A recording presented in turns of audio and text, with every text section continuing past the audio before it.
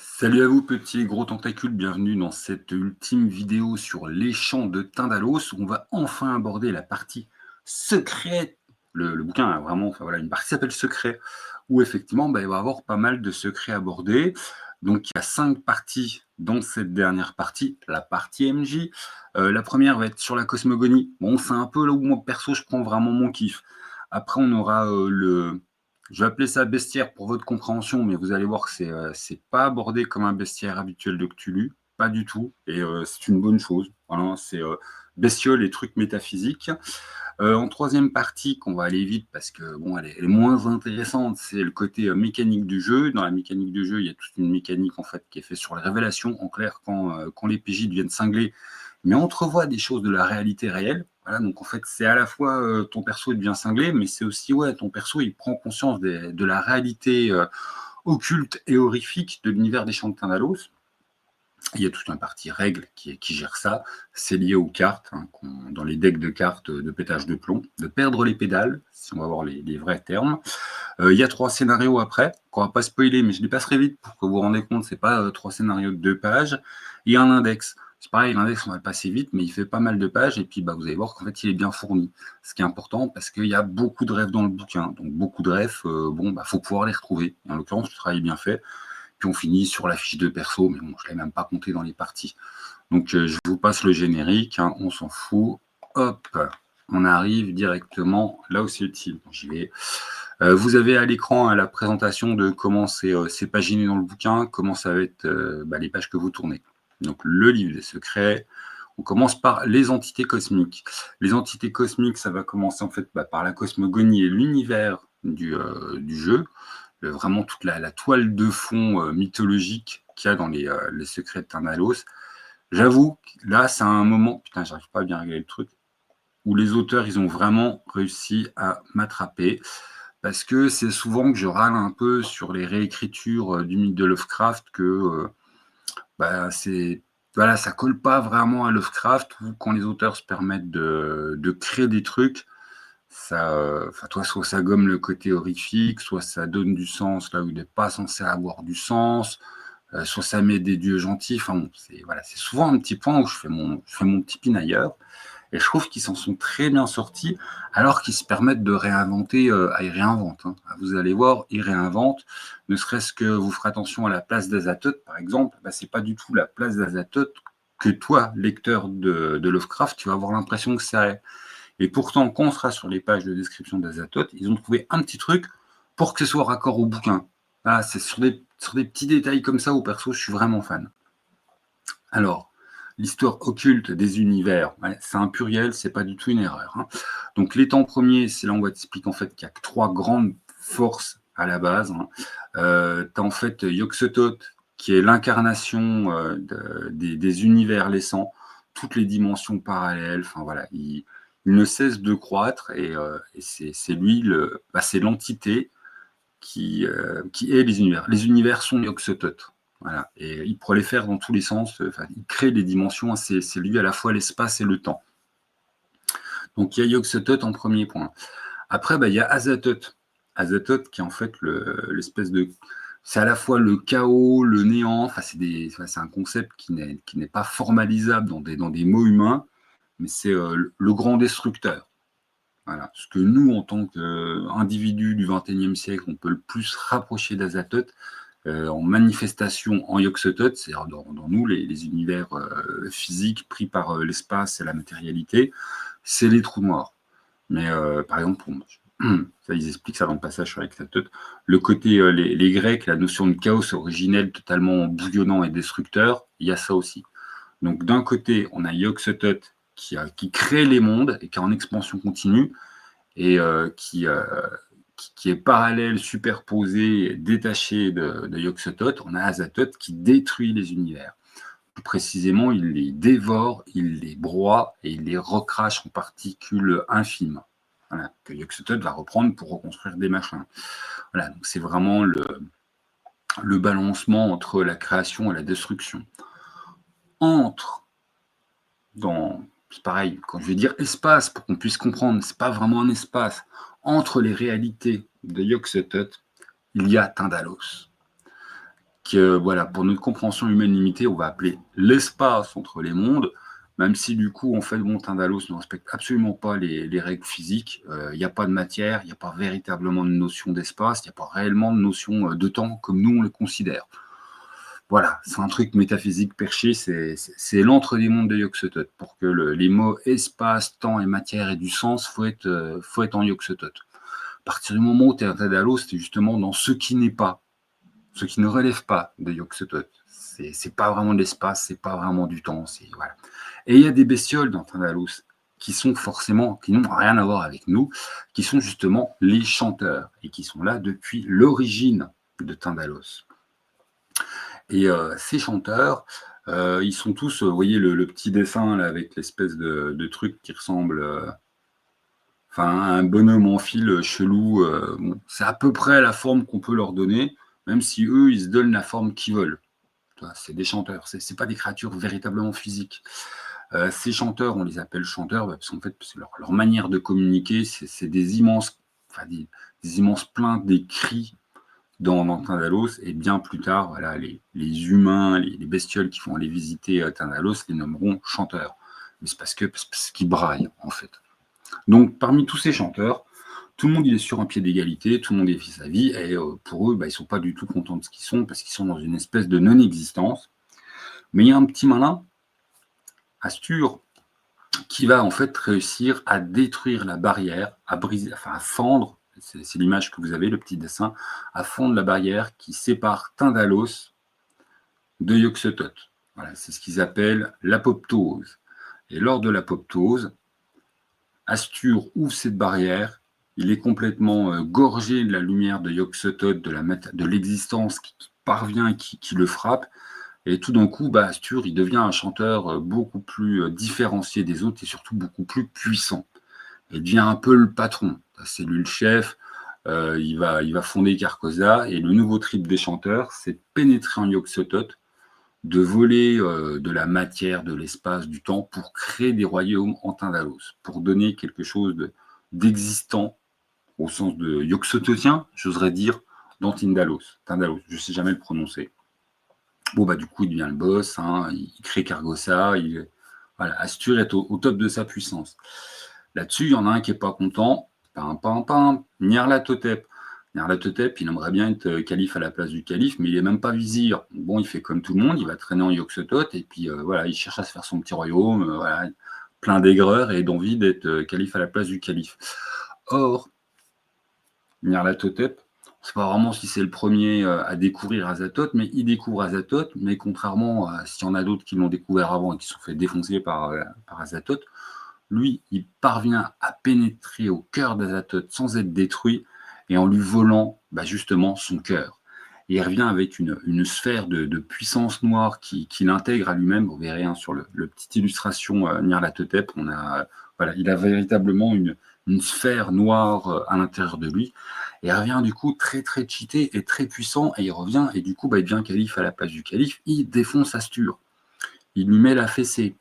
Et Astur, il se rend bien compte qu'il va être détruit. Alors, il n'est pas tout à fait d'accord avec ça, il n'a pas envie de mourir, et il va provoquer ce qu'on a appelé après l'onirogénèse, à savoir Astur, pour rester vivant, et je mets des guillemets parce que là on parle de créatures que le mot vie n'a pas vraiment de sens, il va fragmenter son âme parmi toutes les créatures vivantes de Yog-Sothoth.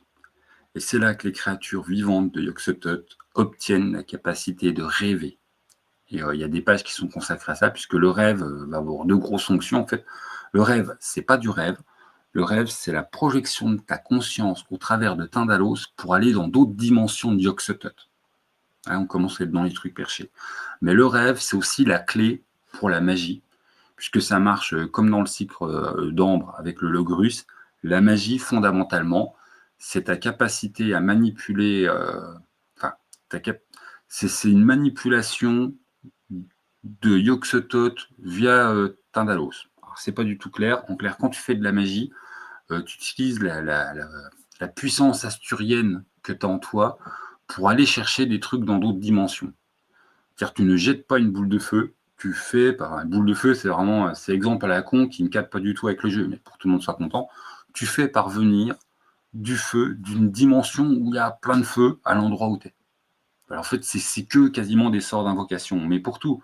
Un charme, en fait, tu vas importer de l'amour d'une dimension dans la tête de quelqu'un, tu vas le charmer. Voilà, on est vraiment sur ce principe.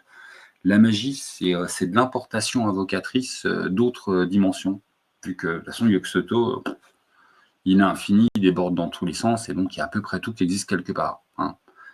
Si Azathoth l'a pas déjà bouffé. Mais bon. Et donc voilà, et ça c'est vraiment les bases de l'univers, la cosmogonie. On a ces deux grands événements qui sont fondateurs. Au début, les trois dimensions sont pas.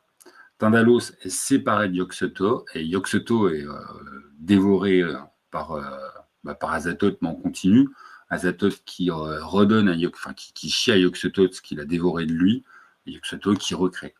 Et là-dessus, c'est les chanteurs qui mettent le bazar avec, en premier lieu, la découverte du coup de Yog-Sotho, c'est-à-dire des dimensions physiques, et en deuxième lieu, Nyarlathotep qui découvre le cœur de puissance d'Azathoth, qui s'en empare et qui fout bien la merde dans le multivers. Voilà.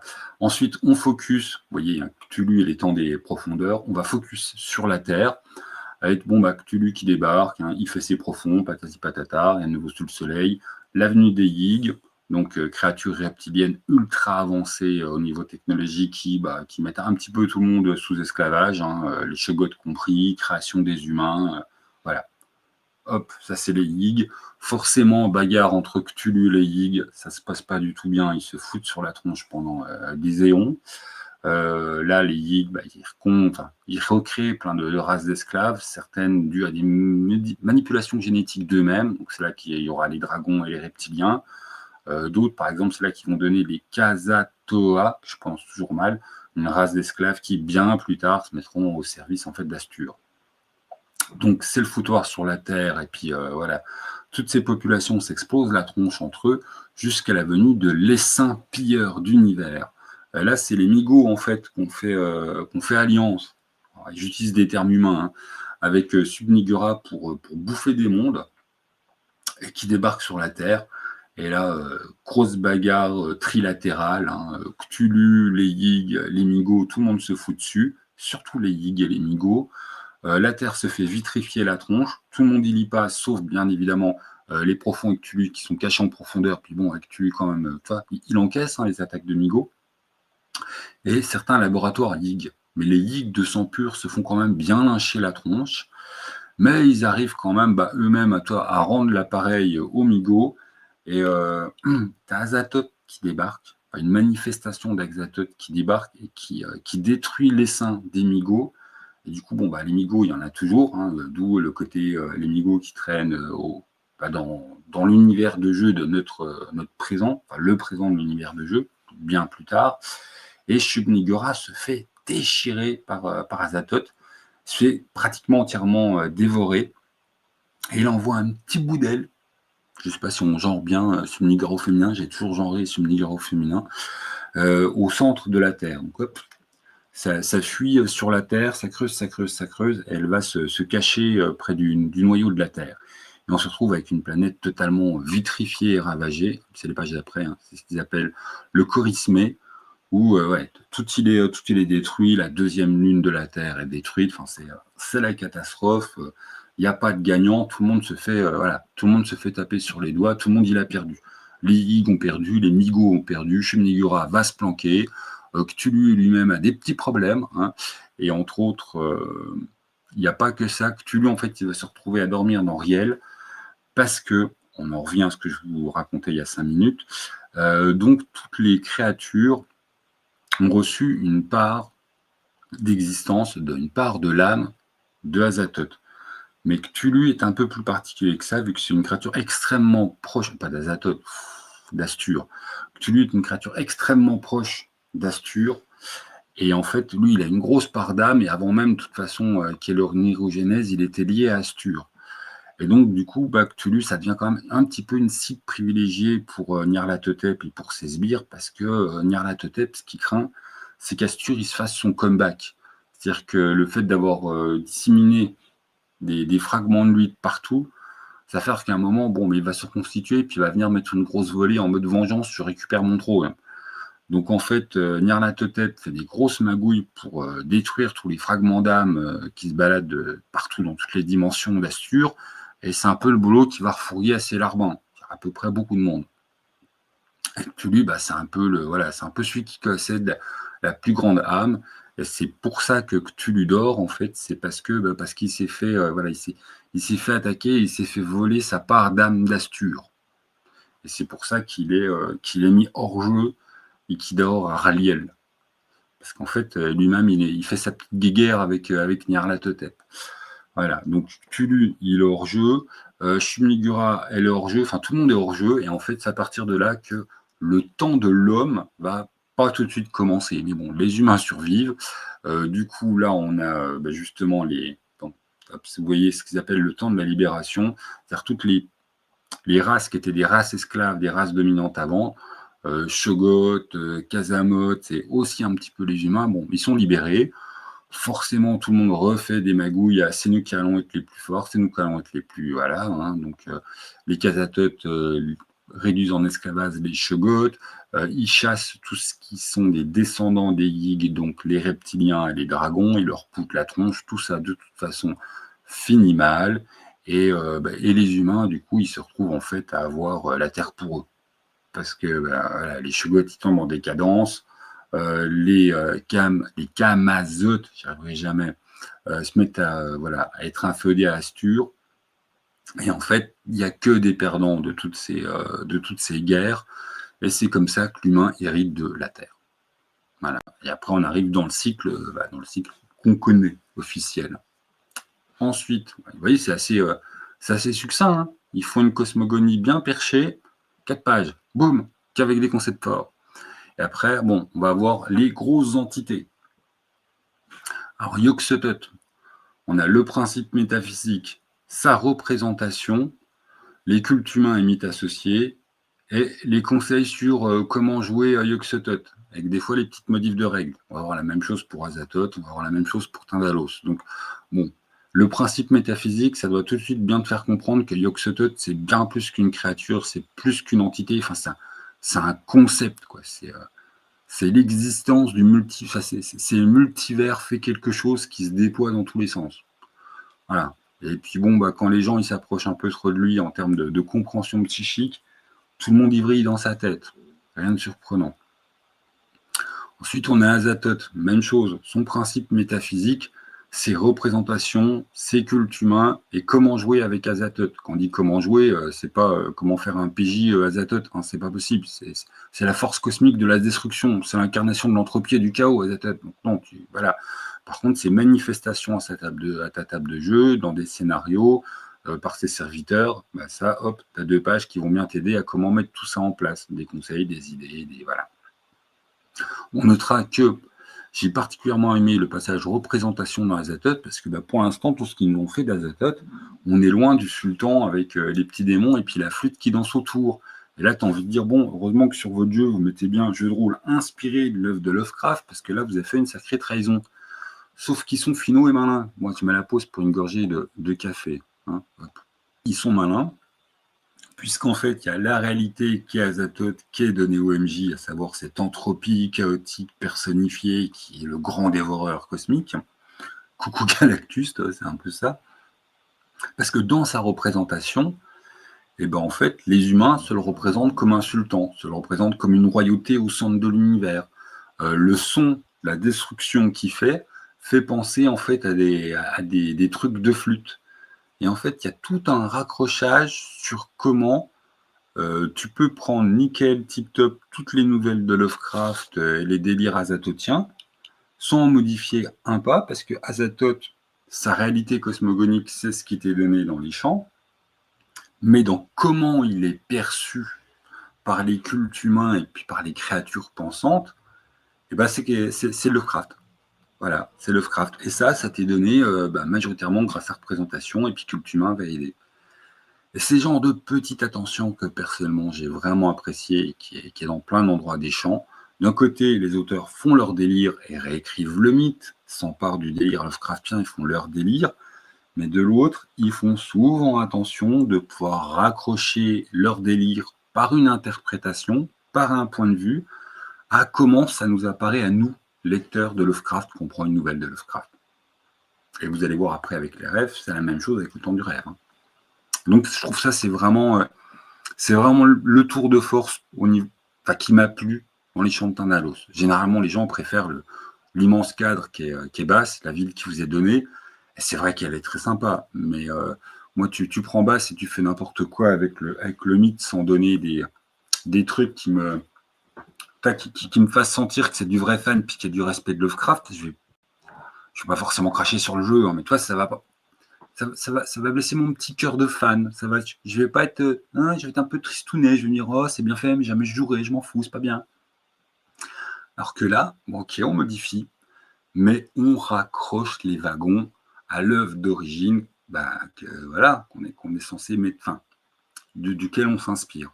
J'ai trouvé ça vraiment bien joué, moi j'en suis très content. Voilà. Ensuite, on a Tindalos, c'est pareil, le principe métaphysique. Donc, depuis que les gens rêvent, Tindalos, c'est devenu un petit peu un gros bordel, puisqu'à chaque fois que quelqu'un traverse Tindalos parce qu'il est en rêve, il fait sa petite cordelette d'argent. Donc, il y a des endroits où il y a plein de cordelettes d'argent, il y a des endroits où il n'y a pas une seule cordelette d'argent. Voilà. Et il y a un chapitre qui s'appelle Temps et matière dans Tindalos. Bon, en fait, ça ne marche pas comme chez nous. On peut pas comprendre. Voilà, ciao. Il y a de l'étrange fumée bleue à peu près partout. Tu entends les chants des chanteurs, ces espèces de cris d'agonie dégueulasses de partout. Et puis c'est tout. Et le principe général, c'est l'entremonde incompréhensible. Voilà. La royauté dans Tindalos, il vous explique un peu tout ça. Origine et histoire, les cultes humains, la représentation, comment jouer avec Tindalos. Même chose que les 3 principes qu'on a vus avant. Et puis voilà. Donc, très bon truc. On a vraiment les pierres fondatrices de la cosmogonie, c'est ça. Yog-Sothoth, le principe des univers. Azathoth, le grand dévoreur, destructeur, chaos anthropique. Et Tindalos, le non-espace entre l'existant. Et c'est quand même un petit peu perché, mais moi j'ai bien aimé. Ensuite, en 2 pages, on te repose tout ce qui va être au niveau du rêve. Donc, le principe général, l'onirogénèse, c'est le moment où on voit surfragment son âme. La trame, c'est le fait qu'il y ait tellement de voyageurs. Il n'y a pas que les humains qui ont reçu la capacité de rêver. En fait, pratiquement tout le monde, toutes les choses vivantes dans Yog-Sothoth ont reçu la capacité de rêver, à quelques très très rares exceptions. Et du coup, en fait, tous ces voyageurs, ils créent une trame. Ce qui fait qu'il y a maintenant, il y a quelque chose dans Tindalos, en plus que tout ce que les chanteurs ont ramené, parce qu'ils ont pillé Yog-Sothoth pour créer leur petit, non pas leur dimension de cloche, mais leur petit royaume à eux, tout ce qu'ils sont allés prendre de matière dans Yog-Sothoth. Il y a la trame. Bon, le gros enjeu du rêve, c'est la part asturienne de l'âme. C'est là qu'on va pointer aussi, bien sûr, la magie, puisque tout ce qui est magie, en fait, c'est je traverse Tindalos et puis je vais aller prendre dans une dimension parallèle ce dont j'ai besoin. Ensuite, le point sur les chanteurs de Tindalos, ça s'appelle un petit peu quand même, ils ont donné le nom au jeu. Alors leur objectif, là ça va être à la fois le plus simple et le plus bordélique, puisqu'il y a 3 factions. Ceux qui sont pro-Astur, qui veulent le retour du roi et de Cargossa, et qui font des magouilles, qui tentent de récupérer les fragments d'âme du chef pour que le chef devienne de plus en plus puissant et aille botter les fesses à Nyarlathotep, parce qu'ils n'aiment pas la dictature de Nyarlathotep. On a les pro-Nyarlathotep qui veulent surtout pas le retour d'Astur, ou qui se disent il est vraiment trop belle. on va faire on va faire le lèche-botte. Et tu as ceux qui n'en ont rien à carrer et qui poursuivent leur propre plan. Description générale, origine, culte humain, mythe associé, patata. Par exemple, tu as l'image de la grande faucheuse. Ils disent ça en fait c'est dû aux manifestations des chanteurs, parce qu'avec toutes leurs espèces d'eau, vu leur tronche, ils apparaissent souvent des espèces de lin de non-matière noire. Ils ressemblent à l'archétype de la mort. Comment jouer avec les chanteurs. Voilà. De toute façon, on a tout le temps cette structure. La présentation, les conseils de jeu, comment jouer avec. Même chose avec Astur, parce que le chanteur particulier, tu en as 2, tu as Astur et puis Nyarlathotep. Donc Astur avec son cœur de lumière volé en Yog-Sothoth. Bon, bah, ces projets, par contre, ouais, là, on commence à voir les objectifs, ça devient très important. On a des entités spécifiques qui ont des objectifs spécifiques. Bon, Assur s'est retrouvé de sa superbe, puis aller récupérer son trône et sa ville. Voilà, voilà, comment jouer Assur, ses plans, ses magouilles, ses larbins, comment il est perçu. Nyarlathotep, ses objectifs, sa description, origine et histoire, on vient dessus. Voilà. La tronche de Nyarlathotep, après sa fusion avec le cœur d'Azathoth, il a un petit peu évolué, lui, il ressemble plus aux autres chanteurs.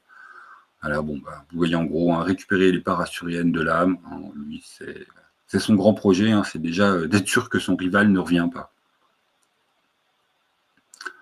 Voilà, voilà, bon, pas mal de choses sur Nyarlathotep, hein, normal.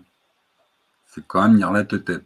Le monde du miroir, qui est voilà, c'est lié à Nyarlathotep, ça apparaît dans certaines. Il y a une nouvelle hein, où il y a un miroir qui est trouvé, et puis les gens pénètrent, sont happés par le miroir de Lovecraft, c'est repris là.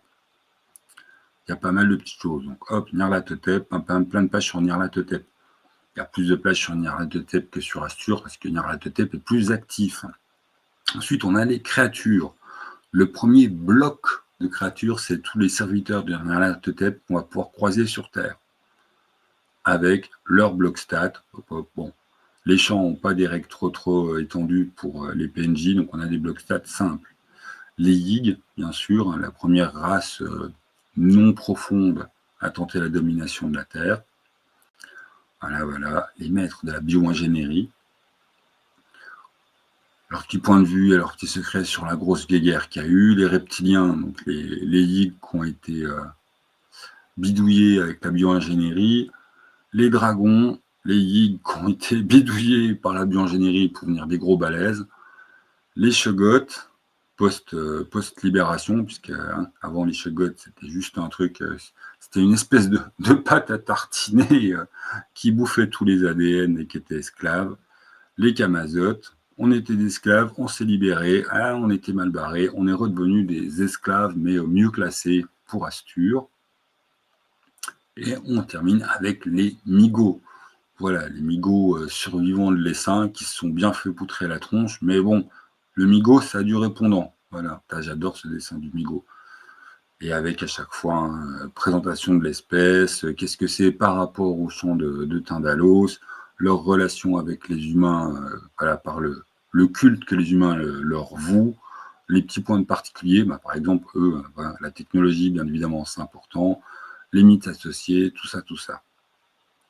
Shub-Niggura, très importante, Shub-Niggura, c'est elle qui, après effectivement que la Terre soit fait complètement vitrifiée, va redonner vie à la Terre, à quelques très rares exceptions, hein, du genre les humains qui s'enfuient des laboratoires des Yig, les Camazothes, pareil, enfin, tout ce qui a survécu en fait à la vitrification de la Terre, soit c'était protégé par Cthulhu, Profond Co, soit c'était protégé en fait par les laboratoires bunkers des Yig. Voilà, tout le reste, ça s'est fait ravager. Et Shub-Niggura va redonner vie à la Terre. Avec ses cultes, avec, comme d'hab, un culte, mythe associé. Quand on dit mythe associé, c'est les mythes de notre réalité qui sont repassés en fait à la moulinette des chants de Tyndalos. Et on va dire, ouais, voilà, les Grecs par rapport à ça, les Perses par rapport à ça, voilà.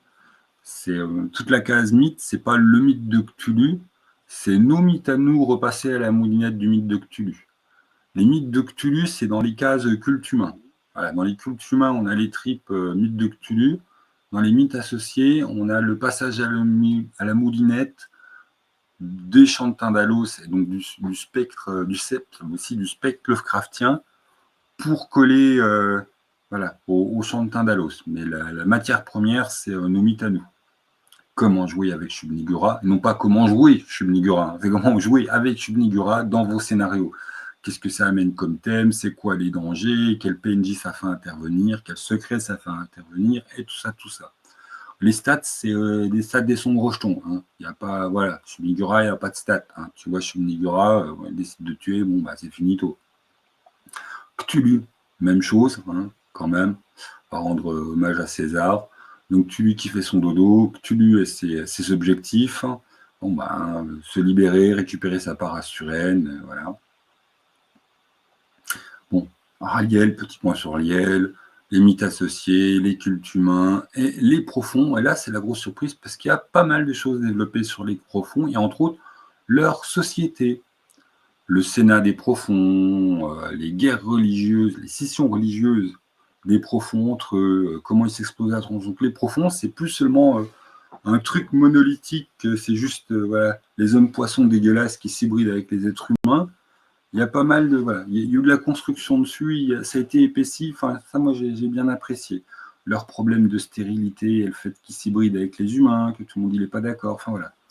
Donc les profonds, ça a été traité de manière plus épaisse. Ensuite, on a les révélations. Voilà, on bascule dans une autre partie. C'est comment que ça marche, en fait, les révélations. Donc la folie pour vos PJ, mais aussi la compréhension réelle de l'univers, sa toile de fond. Voilà. Tout ce qu'on a vu avant, ça joue sur l'accès à la magie, tout ça, tout ça. Les secrets. Là, on est dans les secrets de base. Donc, vous voyez, hein, il y a crime organisé, Donc il y a des trucs qui étaient teasés, qui étaient compréhensibles dans la présentation de la ville. Mais là, bon, là, on va directement les plis dans le plat. Hein. On dit clairement, voilà, tel endroit, tel truc, il y a ça qui se trame, l'Empire des loups, le KKK qui est là, mais aussi pour tout ce qui est occulte. Hein. Les profonds abbas, où c'est qui sont, l'influence de Nyarlathotep, comment elle se fait, les cultistes cachés d'Arthur, ils sont là, les reptiliens, c'est eux, ils magouillent quoi, et les itérateurs de Migo, c'est eux, ils magouillent quoi. Voilà, boum. Il y a des trucs que tu sentais un peu dans la description de base, mais là, c'est... voilà, on te balance tout dans la gueule, tout ce qui était un petit peu genre, oh tiens, ça a l'air un peu bizarre. La vérité sur 3 pages.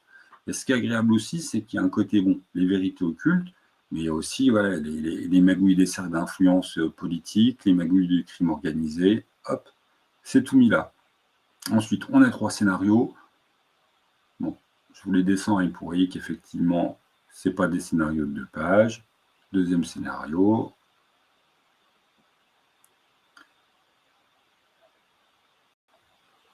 Il est un peu plus long. Hein. Et on arrive au 3e scénario. Hop, poupée de chiffon. Vous noterez que même si c'est des scénarios où il y a quand même pas mal de PNJ, c'est une bonne manière de s'emparer de base, parce que comme je vous le disais dans la vidéo précédente, un des défauts, malgré lui, hein, mais de base, c'est que c'est tellement riche, comment se dire, oulala, comment je vais l'utiliser, tu peux quand même te sentir un peu perdu, ouais, comment que je vais faire, ouais, il y a trop de PNJ, oh, tiens, si je fais intervenir tel PNJ, mais du coup, ça va faire qu'il y a celui-là qui va suivre, oh mon Dieu, te casse pas la tête, commence par les scénarios du bouquin, hein, ça sera pas mal, voilà. Ensuite, on arrive sur l'index. Ah, vous allez voir, l'index, il fait combien de pages? 3, 5, 7, 8 pages d'index, voilà, où tout il est bien référencé. Et ça, c'est quand même pratique dans un gros bouquin qui a plein de références dans tous les sens. Et on finit bien sûr sur la fiche de perso. C'est la 4e de coupe, on s'en fout. Voilà, hop, je vais revenir voilà.